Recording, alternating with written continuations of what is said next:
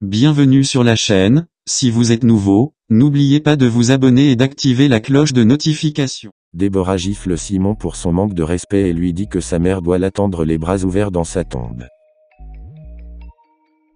Owen, Lucas, Mato et Sarah vont enquêter sur les cris. Quand ils découvrent le problème, Sarah réprimande Simon et les frères doivent le maîtriser. Après que les disputes soient terminées, Déborah ment et dit à Owen qu'elle a choisi cette chambre parce qu'elle pensait que c'était la chambre d'invités. Owen décide que personne n'occupera la chambre de ses parents et arrange avec Modesto pour préparer 2 autres chambres pour Sarah et Déborah. Sarah et sa mère acceptent de suivre les règles de la maison. Owen leur assure qu'elles seront respectées. Plus tard, Owen et Sarah discutent et déclarent une trêve. Ils se serrent la main. Julita les voit et décide de faire tout un spectacle de son mariage à venir. Elle invite même Sarah à l'aider à le planifier. Elle commence à embrasser Owen devant Sarah pour marquer son territoire. Plus tard, Pedro commence à flirter avec Sarah, mais elle n'est pas intéressée. Ce soir-là également, Sarah surprend Juliette en train d'embrasser Owen alors qu'elle lui propose d'avancer le mariage et de le rendre civil uniquement s'il le souhaite. Il refuse car elle a toujours voulu un mariage à l'église. Elle lui demande s'il l'aime. Il est agacé par la question et lui dit qu'elle parle comme une adolescente. Elle apaise les choses et fait en sorte que tout se termine par un baiser satisfaisant. Sarah n'est pas contente. Déborah est en ville et parvient à croiser Prospero. Elle lui raconte une histoire triste sur le fait que personne ne les veut ici. Il lui propose de parler à Owen, mais elle change de sujet pour l'inviter à sortir prendre l'air pour la calmer. Il se retrouve à la campagne et elle flirte avec lui. Il est surpris mais ne résiste pas. Quand elle rentre à la maison, Déborah demande à Sarah si elle a demandé de l'argent à Owen. Non, Sarah ne l'a pas fait car elle va gagner de l'argent à la société et payer l'hypothèque de leur maison. Béatrice est encore plus convaincue qu'elle doit être honnête avec tout le monde et va voir Pedro au bureau. Il n'est pas content de la voir ni d'entendre qu'il ne peut pas être le tuteur légal de Tado car c'est son fils. Il refuse de croire que Tado est son enfant. Elle dit qu'elle ne lui a pas dit quand elle était enceinte car elle pensait qu'il l'aurait forcée à avorter, mais elle est toujours amoureuse de lui. Pedro ne veut pas l'entendre. Il lui rappelle qu'ils savaient tous les deux que ce n'était rien de sérieux dès le départ. Elle a toujours été une aventure pour lui. Elle dit que son mari ne mérite pas ce qu'ils lui font. Il la corrige. Tout tourne autour de ce qu'elle fait à son mari. C'est elle qui a trompé. Il n'acceptera aucune responsabilité. Il pense qu'elle a monté une arnaque avec Tado en tant que son fils parce qu'elle sait qu'il recevra de l'argent de l'héritage de son père.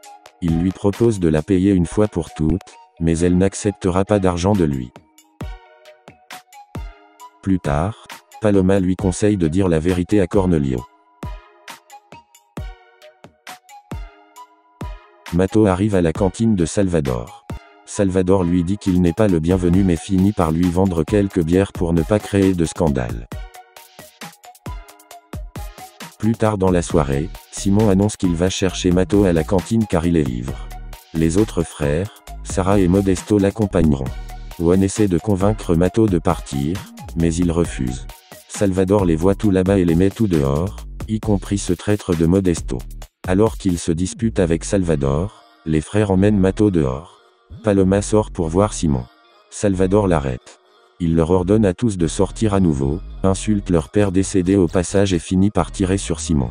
La balle le frôle seulement à l'épaule. Il la fait soigner et rentre chez lui. Il ne portera pas plainte. Il s'avère que Salvador ne supporte pas les Delmonte car Severiano lui a volé sa femme. Elle a fini par le quitter, ainsi que Paloma.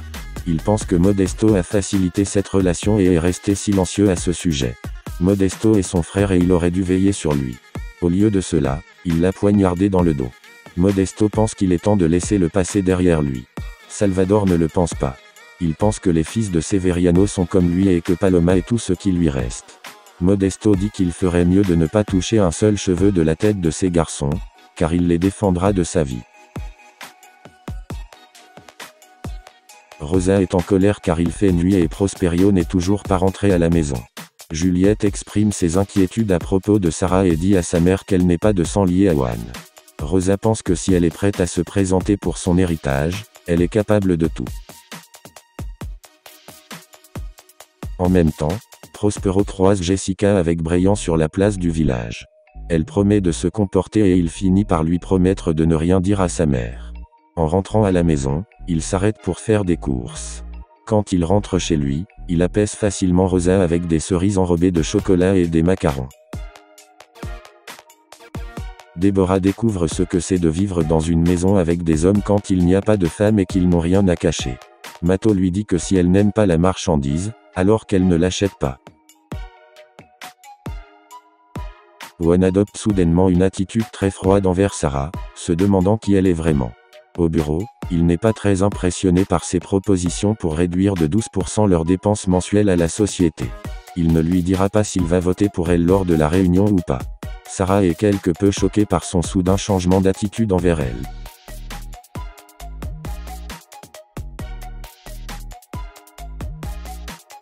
Si vous avez aimé la vidéo, n'hésitez pas à cliquer sur j'aime, et partager.